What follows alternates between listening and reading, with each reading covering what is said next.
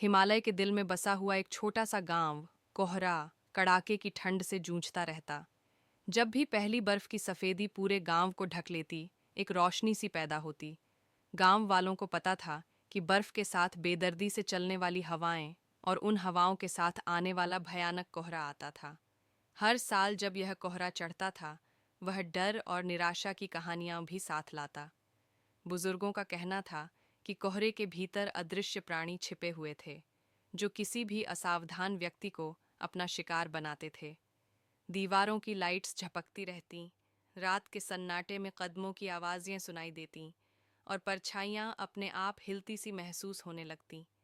यह भी कहा जाता था कि जो भी इस कोहरे में गया, वो वैसा नहीं रहा, अगर वो वापस आया ही नहीं। एक खास कड़ाके की सर्दियों में गांव के एकमात्र डॉक्टर डॉ अर्जुन मेहता ने कोहरे की उत्पत्ति का पता लगाने का फैसला किया। किंवदंतियों पर संशय रखते हुए लेकिन अपने मरीजों की चिंता में व्याकुल, वह एक सुबह कोहरे के गहरे में निकल पड़े, अपने मेडिकल किट और लालटेन के साथ। वह सच का पता लगाने और गांव की अंधविश्वास को दूर करने के लिए दृढ़ संकल्पित थे। जैसे ही डॉ मेहता गहरे कोहरे में उतरे, गांव उनकी पीछे गायब हो गया। उन्होंने ध्यान से लाल कपड़े के टुकड़े पेड़ों पर बांधते हुए अपना रास्ता चिन्हित किया, ताकि वह रास्ता न भूलें। कुछ घंटे बीते और ठंड लगातार बढ़ती गई, उनके हड्डियों को घबराते हुए। आसपास की शांति बहुत भारी थी, केवल बर्फ के नीचे क्रंच और हवा की भय भयाऊ फुसफुसाहट से टूटती। जैसे ही संदेह उनके मन में धीरे धीरे आने लगा, डॉ मेहता एक जर्जर परित्यक्त झोपड़ी के पास पहुंचे। वह लकड़ी के टूटे और सड़े हुए टुकड़े से आधी बर्फ के नीचे दबी हुई थी। उन्होंने चिड़चिड़ाते हुए दरवाजे को खोला और अंदर कदम रखा। उनकी लालटेन की लंबी परछाइयां दीवारों पर पड़ रही थीं। अंदर की हवा बांसी और बांसी थी, डर की भावना से भरी हुई। झोपड़ी के कोने में उन्हें एक पुरानी फीकी डायरी पड़ी हुई मिली, जिसके पन्ने उम्र से पीले हो चुके थे। डायरी राजन नाम के एक व्यक्ति की थी, जो कई दशक पहले गांव में रहता था। अर्जुन मेहता ने धीरे से डायरी उठाई और अपने थके हुए हाथों से उसके पन्ने पलटने लगे। पहला पन्ना जर्जर हो चुका था, लेकिन उस पर राजन की लिखावट अब भी स्पष्ट थी। 2 जनवरी 1955। यह कोहरा, यह अत्याचारी है। हर साल इसे सहन करना और मुश्किल होता जा रहा है। गांव वाले डर से ग्रस्त रहते हैं और उनकी कहानियां दिन ब दिन भयावह होती जा रही हैं। पिछले साल एक लड़का कोहरे में गुम हो गया था। उसे ढूंढने के लिए गए लोग भी वापस नहीं लौटे।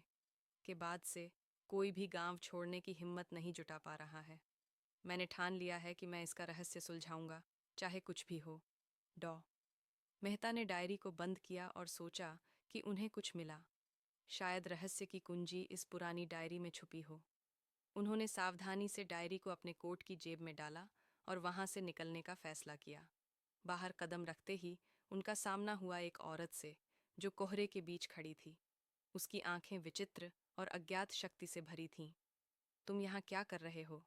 उसने सर्द आवाज में पूछा। डॉक्टर मेहता स्तब्ध रह गए, लेकिन उन्होंने खुद को संभाला और उत्तर दिया, मैं इस कोहरे का रहस्य जानना चाहता हूँ। और तुम कौन हो?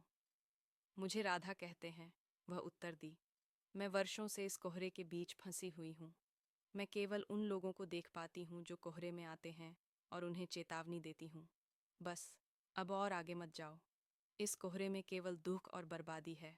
डॉ मेहता की जिज्ञासा और बढ़ गई। लेकिन राधा, तुम यहाँ क्यों फंसी हुई हो? और यह कोहरा कैसे आया? राधा ने एक गहरी सांस ली और उन्होंने अपनी कहानी शुरू की। यह वर्षों पहले की बात है। हमारे गांव के एक अभिमानी व्यक्ति ने अपनी शक्ति और लालच के कारण पहाड़ों की देवी का अपमान किया। उसने एक अनजानी और शक्तिशाली माला चुरा ली थी, जो इस कोहरे का कारण बनी। देवी ने अपने क्रोध में माला को श्रापित कर दिया और वह कोहरे के रूप में पूरे गांव में फैल गया।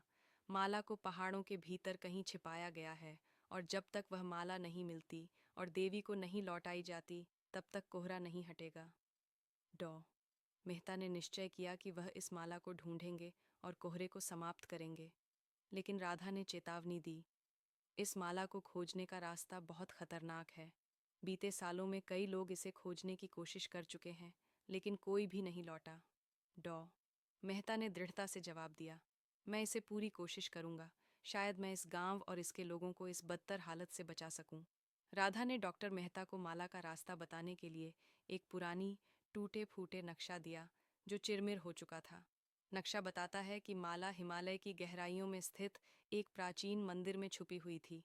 कोहरा और ठंड में डूबे हुए इस दुर्गम रास्ते को पार करना एक महाकठिन कार्य था। मेहता ने अपनी यात्रा शुरू की। उनके कदम दृढ़ थे। उन्होंने हर चुनौती का सामना किया, बर्फ के प्रकार और ठंडी हवाओं के थपेड़े। कई बार तो उन्हें लगा कि वह हार जाएंगे, लेकिन गांव वालों की हालत ने उन्हें हिम्मत दी। उसी बीच उन्होंने राजन की डायरी से अधिक जानकारी प्राप्त की। राजन भी इसी रास्ते पर था, लेकिन उसे वह कड़वी सच्चाई का सामना करना पड़ा था कि उसका परिवार कोहरे की वजह से बर्बाद हो गया था।